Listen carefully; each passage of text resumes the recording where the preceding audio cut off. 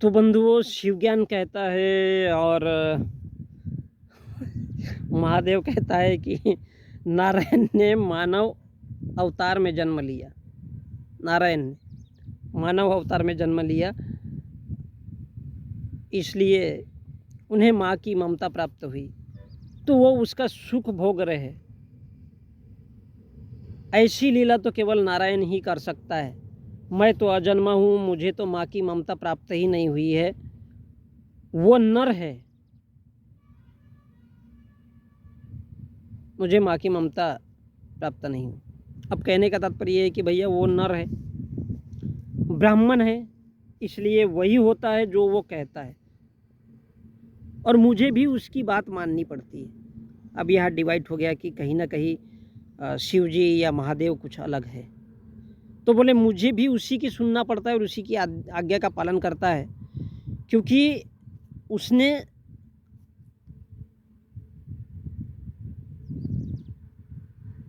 नारायण ने मानव अवतार में जन्म लिया, यानी उसने ब्राह्मण के घर में जन्म लिया, तो उसको लड्डू गोपाल और क्या क्या और बड़ा ऐश्वर्य मिलता है, क्योंकि उसके पास धन दौलत और पैसा है।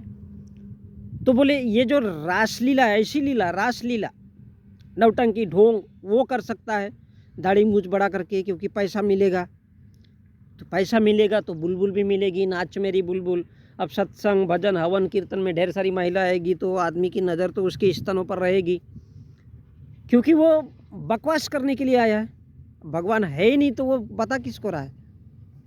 तो फिर स्त्रियों के स्तनों पर नज़र रहेगी, तो बोले उसको सारा सुख भोग और पैसा, धन दौलत, और उसकी तो साला बोले ज़िंदगी, मैं तो अजन्मा हूँ, मैं तो पैदा ही नहीं हुआ भैया,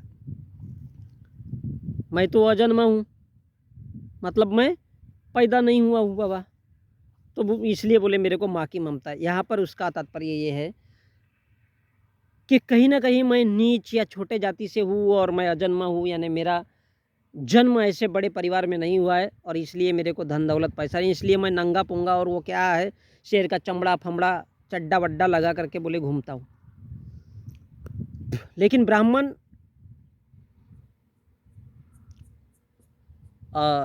राजपाट के लिए बना है, तो सारा पैसा, धन दौलत और कौड़ी उसके पास जाती है, दमड़ी उसके पास जाती है, क्योंकि वो नारायण है।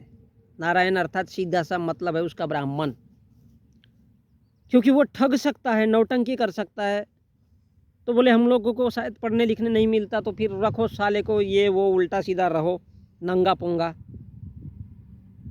आदिवासी के जैसे। तो बोले वो जो कहता है उसकी हमको भी सुनना पड़ता है, नहीं तो वो उसके इतने सारे भक्त रहते हैं, मूर्ख, नालायक, अनपढ़, गवार, जाहिल की भीड़ तंत्र खड़ा कर देते हैं। भले ही अगर वो नारायण कहे या कोई ब्राह्मण कहे, तो वो अपनी माता बहनों की वेजिना को भी सामने पेश कर देता है, ले पेल रे बाबा, ले पेल रे बाबा, अपनी बहनों को भी, यानी उसके लाइफ में हर एक वो सुख आता है। और बोले ये जो नौटंकी, नाटक, पैसा, पढ़ाई लिखाई, धार्मिक ग्रंथ ब्राह्मण के लिए होते हैं, बोले हम लोगों को तो पढ़ने ही नहीं मिलता। तो ये जो सारा का सारा पैसे कमाने का जो फंडा है, या नौटंकी है, पढ़ने लिखने का अधिकार है, बोले ये उसका होता है, इसलिए नारायण का अवतार होता है, उसका नारायण का अवतार होता है, यानी ब्राह्मण प्रकट होता है, भगवान प्रकट होता है, काहे के लिए, पैसा कमाने के लिए। लेकिन हम लोग ये कर नहीं सकते, क्योंकि बोले हमारे पास ना पढ़ाई लिखाई का साधन है, ना सुख है, ना सुविधा है।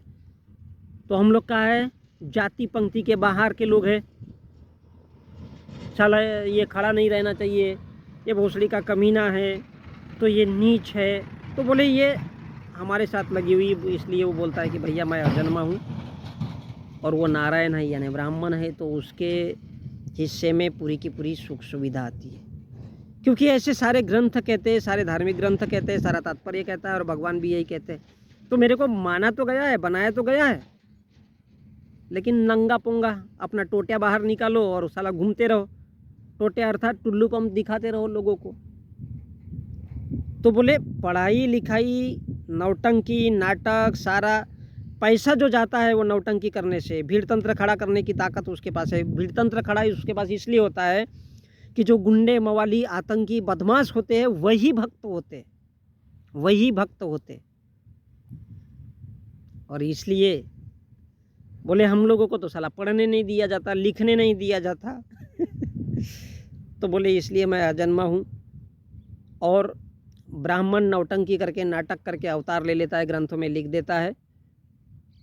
लेकिन अगर हम सच भी बोलने जाए तो वो लोगों को झूठ ही लगता है। तो बोले ये सब किया धराया है और हम जन्मे नहीं है, हमको अजन्मा बताया गया है, क्योंकि जिसका जन्म हुआ है वो जातक होता है, ये बुद्ध ने कहा था। और बुद्ध के इतिहास में है कि जो माँ के पेट से जन्म हुआ है वो जातक है, इसलिए उसको अजन्मा बोला गया है।